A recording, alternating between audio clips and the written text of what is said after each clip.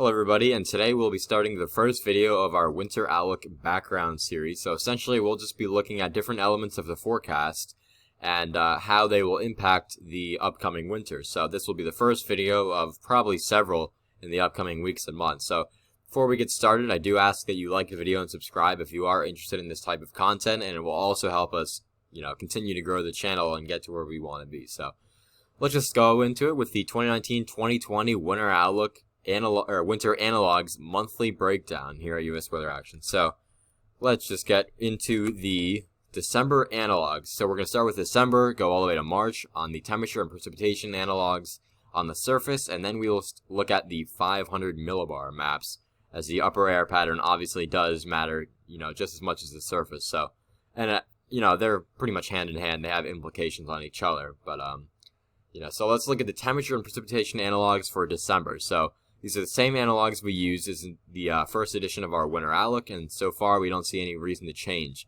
So for December, unfortunately, I hate to break it to you, but our analogs overwhelmingly suggest that much of the country will be starting off this winter above average temperature-wise. Now, keep in mind, analogs are just one thing in our forecast. There has been some winters where it didn't always go the way of the analogs, but this is just what they're suggesting this year, and this is what we have. So temperature-wise, much of the central and western U.S. is only slightly above average, though you do notice that the max is just 3 degrees above average, and that's a rather small area. So, and then the east is around average, with the southeast being slightly below average temperature-wise. Moving on to precipitation, you can see that much of the eastern seaboard saw well above average precipitation. When you consider 1 to 1.5 inches above average just in 1 month, that's getting into the category of well above average. So it definitely looks like it could be an active December. So if I were you, if you lived in the Mid-Atlantic, Upper Mid-Atlantic, Northeast, New England, I would expect, your fair share of, maybe rain, winter mix, snow events. It's really looking like it could be a mess in December just because how active it may be. So, we're not going to be looking at cold and dry, and I don't know about you, but I'd rather have, maybe slightly above average temps or normal temps and pretty active, always something to look at, rather than just cold, you're freezing, but, there's just nothing to look at. So, anyways, and then you can see the South Central Plains is below average on the precipitation analog. So let's move into January. The analogs now, you can see that there is a clear pattern change in the central and eastern U.S. Now suddenly we are seeing, and look at this key, 6 degrees below average. So that is substantially below average for the northern plains, and then we still have 4 degrees above average extending into the Great Lakes and Northeast. So you can see the cold core will be, at least on the analogs for January, it's from the northern plains to the Great Lakes and Northeast. While, some slight warmth out west, but not overwhelmingly above average for January on the analog. So precipitation, as you can see, there's not as much of a signal. We do have some dryness in the northwest, and then some pockets of above average precipitation on the west coast, as well as the Gulf Coast, and also this area in the upper mid-Atlantic. But, not as much as a signal. So, and this does make sense, just because typically when you see this cold of a pattern, you just don't see as much activity precipitation-wise. So this is looking like almost more like clippers and things like that would be more likely. And you probably, could have some storms go up the coast. But, not nearly as active as December, but also you're more likely to have mainly snow events, north of the Mason-Dixon line, even maybe north of D.C. and Cincinnati. So that's what January is looking like on the temp and precip analogs. Moving on to February, you can see this pattern continues for much of the eastern U.S. The western U.S. does warm up a little bit here on the analogs for February, but overall the pattern continues. We are seeing the cold overall in the same locations, the Great Lakes, Northeast, Midwest, Upper Mid-Atlantic, but this is probably not what you most of you wanted to see. We do see the signal for some dryness. Now, keep in mind, it is while it is only a half inch below average, that's definitely, quite a bit for the winter, especially when typically in January and February, we already average the least amount of precipitation, the whole year, month wise. So there is a dry signal here in much of the east. We do have this little pocket of above average and extending up the Appalachians, but much of the east, there is a signal for some potential, a potential dry pattern. And then southwestern U.S., above average precipitation. So that's what it's looking like for February. Keep in mind that, we may be revising some analogs, but this is where we are right now. This is where we see, the best matches.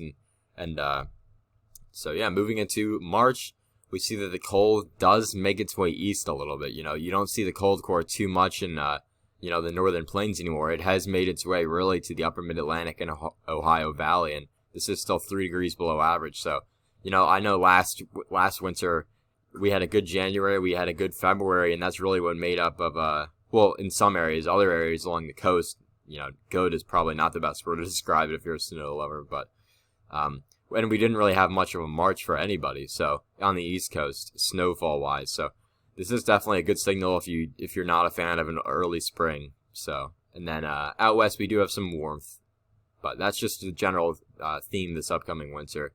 And then precipitation-wise, we have once again a pocket of below-average precipitation, well below average, that is, in the northwest. And then we have returned to slightly above-average precipitation in the southeast and upper and mid-Atlantic, upper mid-Atlantic. So those are the precipitation and temperature analogs. So just to summarize, December, it's looking like we may get off to a rather slow start to winter. And, you probably will hear the people that are like, oh, well, I thought this winter was supposed to be cold and snowy, and oh, we're seeing a bunch of rain. What is this, like 2015? No, there's going to be some people that give up on the winter, if this does happen. But, just stay patient and good things may come, especially if the pattern does change as much as this is suggesting. And then, these areas of below average temps do continue from January to March. So now let's look at the December 500 millibar height analog. So this will kind of reflect what we saw at the surface. You see the cold, for the most part, is just locked up in the Arctic regions. And then overall, a zonal pattern here in the lower 48, and this does generate, and even some ridging, potentially like this. So, that's why we saw those above average temperatures, especially in the northern plains, just because the cold was so bottled up so far north. So that's what it's looking like for December 500 millibar height analogs. Keep in mind, just, these are analogs. There is some chance that it could be the opposite, but, why not at least take a look at what's looking most possible. So you can see by January, it's an exact flip. Now the Arctic regions are well, above average, and this would be a signal of possibly, some, a sudden stratospheric warming event, that could be possible this upcoming winter if, the polar vortex does split. This would say that one piece goes into Europe, the other piece goes into southern Canada, but that's just, that's probably taking it too much, exact. So, but either way, you do see some troughing on the east and then some ridging up near Greenland. So this would definitely be a good pattern for snow lovers in the central and eastern U.S. and then some ridging in the west. And it does, match what we saw in the temperature analogs for January.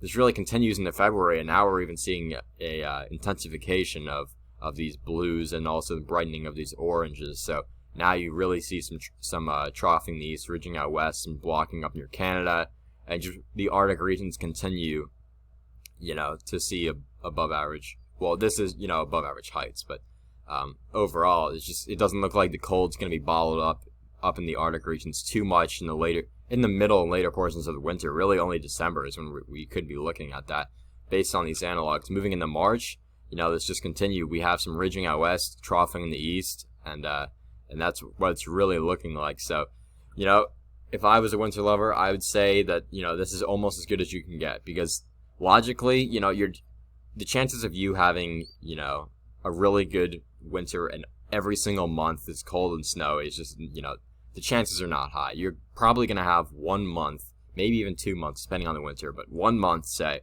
where you will have above average temps and below average snowfall.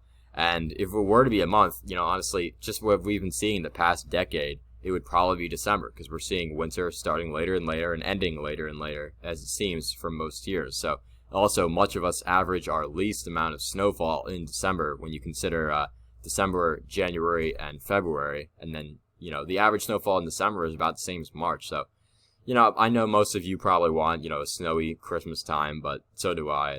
But, when you look at these analogs, just perhaps not looking the most likely. But anyways, I would say that this is a pretty good look if you're looking for below average temps and above average snowfall in the east. once again, don't take this too verbatim. Analogs don't always suggest what actually what actually happens. Last winter they didn't do the greatest job, but this is what we have right now. Feel free to like and subscribe the video. As I said, we'll have many more videos on this upcoming winter in the coming weeks and months, as well as our weekly and monthly outlooks.